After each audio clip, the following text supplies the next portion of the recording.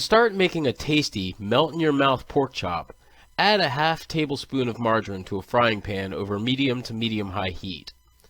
While the margarine's melting, take your pork chop out of its packaging so it can be seasoned. I'm going to sprinkle a good amount of seasoning salt, and then a sprinkle of salt and pepper as well. Your choice of seasonings may vary, but this is a good basic start to discovering your seasoning preferences if you don't already know them. I only do one side, then I wait for the margarine to finish melting in the frying pan.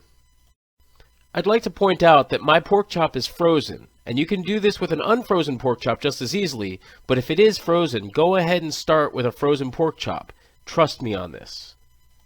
Once the margarine's finished melting, make sure it coats the bottom of the frying pan, then put the pork chop in, seasoned side down, and turn the heat down to its lowest setting.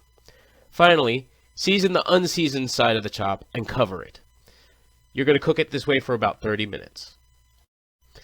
After that 30 minutes, turn your pork chop over and let it continue to cook for another 30 minutes.